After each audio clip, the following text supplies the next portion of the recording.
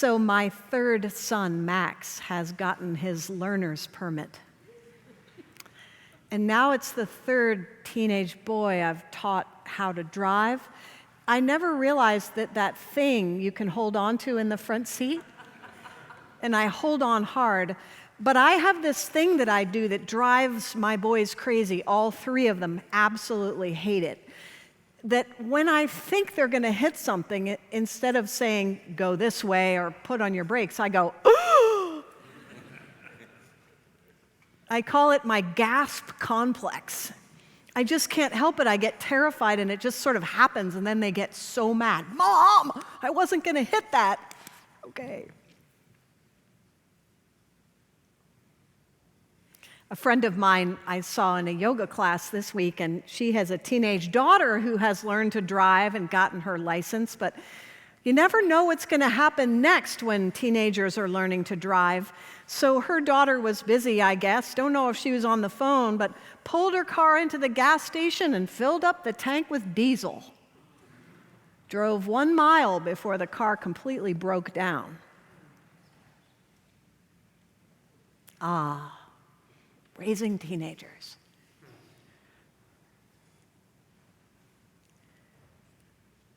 Just a week ago, there was a 21-year-old girl who died. She had gone to Episcopal. I went to her mom's house, and her mom greeted me at the door and said, "I'm not a mother anymore."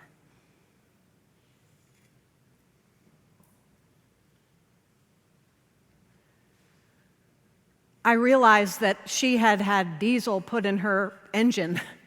She had been taught all the wrong things about death. I held her,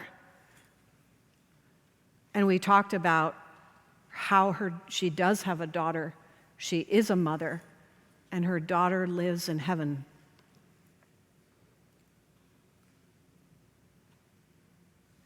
Today is All Saints Sunday. It's the day where we remember how we as believers are different from the rest of the world.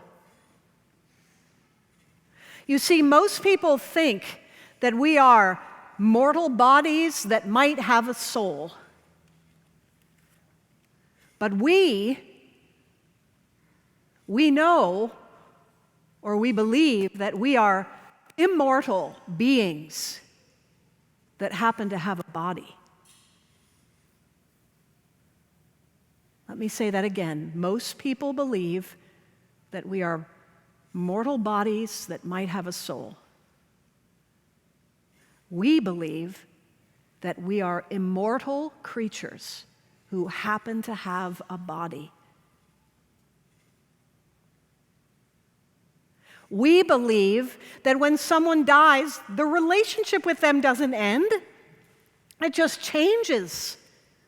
In fact, as I get older, I've come to think that those who've gone ahead of me influence me more after they die than they did when they were alive. The church throughout the centuries has had this concept of the communion of saints, and it's a little confusing for people.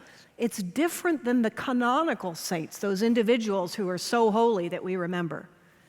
The communion of saints is the body of the faithful that is joined by love in eternal life. So what that means is that you have your personal saints who live in heaven, and how you know who they are is when you get there, they're the ones that have to be there for it to be heaven. I like to say they're the ones that are holding the welcome home sign. You know who they are.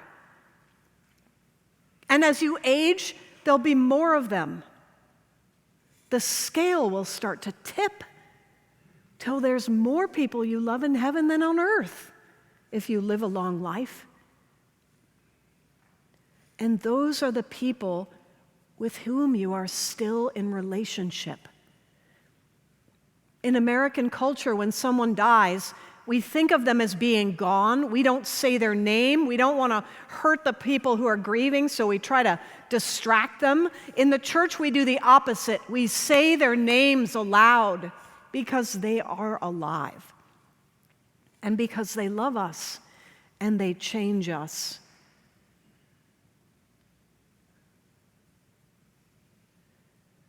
There's a beautiful short story by O. Henry about these two young women who are artists, Sue and Johnsy. They love to paint. They don't have much money. They live in a little flat and just enjoy each other's company and enjoy making their art. Below them lives another artist whose name is Behrman. He is a grumpy old man who keeps talking about the fact that he's one day going to paint his masterpiece. But everything he paints seems to be kind of crappy, which makes him more grumpy. No one wants to be around him. The winter is coming, and Johnsy gets pneumonia.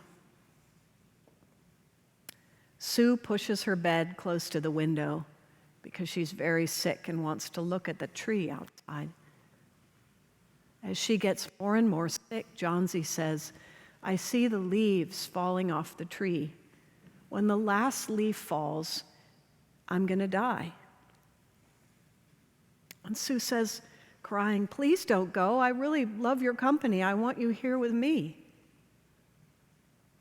"No," she says, "when the last leaf on that tree falls, then it's time for me to go."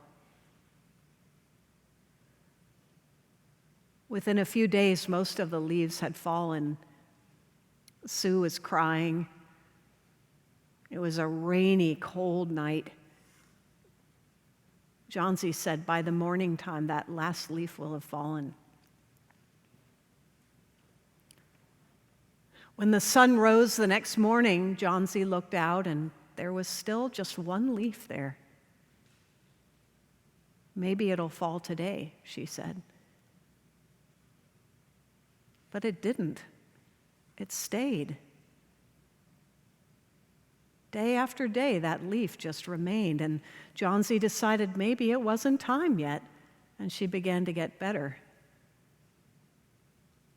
Meanwhile, they learned that the old artist downstairs had gotten terribly sick. They had found him on the floor of his apartment with his clothes all wet and paint on his hands. He passed away. When the spring came, Sue walked outside and looked carefully. It turns out that that old artist, Behrman, had painted a leaf on the tree. It was his masterpiece. It was his masterpiece. And a man that they had not liked while he was alive began to have so much influence on them after he died. When Jesus says, "Blessed are you when you're poor, blessed are you when you're hungry," he's saying, get your priorities straight. Don't make your life about what's right in front of you, about pleasing yourself right now.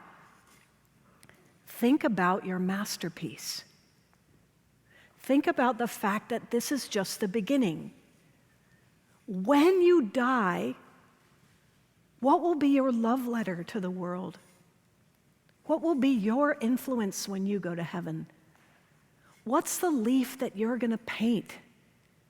How can you love the world in a way that grows after you're gone?